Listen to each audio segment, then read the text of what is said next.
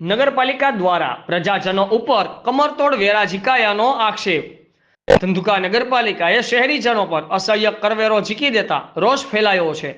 શહેરીજનોને પૂરતી પ્રાથમિક સુવિધાઓ પણ પૂરી પાડવામાં નિષ્ફળ નીવડેલ નગરપાલિકાએ કાયમી મોંઘવારીમાં પાણી, સ્વચ્છતા, ભૂગર્ભ ગટર, સ્ટ્રીટ લાઇટના વેરાની રકમમાં ખૂબ જ મોટા પ્રમાણમાં વેરો વધારવાની તજવીજ હાથ ધરી છે।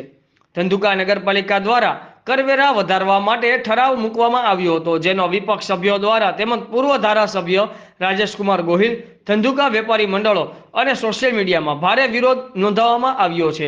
જોકે આટલા વેરા વસૂલ કર્યા બાદ પણ શહેરમાં નોંધપાત્ર વિકાસ દેખાતો નથી। આ સંજોગોમાં પ્રજા દ્વારા નગરપાલિકાના નિર્ણયનો વ્યાપક વિરોધ થઈ રહ્યો છે। પર વેરાનું હાલમાં જાહેરનામું બહાર પાડવામાં આવ્યું હતું, જેમાં ક્રમાંક 1 થી 9 માં ખૂબ જ મોટા પ્રમાણમાં વેરો વધારો કરાયો છે। જ્યારે દીવાબત્તી વેરામાં રહેણાંકની તમામ મિલકતમાં જૂના દર ₹20 હતા, જેના ₹100 નવા સુધારેલા દર કરવામાં આવ્યા છે। એટલે કે લગભગ 500% જેવો વધારો વેરાઓ કરવામાં આવતા શહેરીજનોમાં નગરપાલિકાની સામે પ્રબળ આક્રોશ ભભૂકી ઉઠ્યો છે।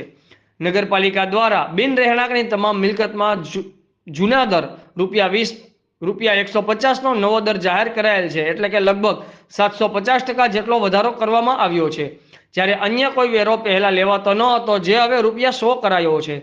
જ્યારે સામાન્ય પાણી વેરામાં દર રહેણાંકની તમામ મિલકત દર ₹20 હતા, જે હવે ₹80 એટલે કે 400%નો નોંધપાત્ર વધારો જોવા મળી રહ્યો છે।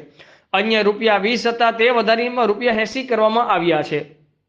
તેમજ સફાઈ વેરાના રહેણાંકની તમામ મિલકતમાં ₹7 માં ₹150 નો વધારો ઝીકવામાં આવ્યો છે। અન્યમાં ₹7 વધારીને ₹100 નો વધારો કરાયો છે। ભૂગર્ભ ગટરના વેરાઓ ક્રમાંક 1 થી 8 માં વધારો કરાયો છે। આ બાબતે પૂર્વ ધારાસભ્ય રાજેશભાઈ ગોહિલ તથા ધંધુકા વેપારી મંડળ દ્વારા ઉગ્ર રજૂઆત કરવામાં આવી હતી।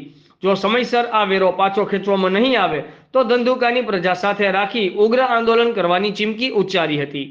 રિપોર્ટર સંજયભાઈ ઝાલા, આઝાદ મીડિયા લાઈવ, ધંધુકા।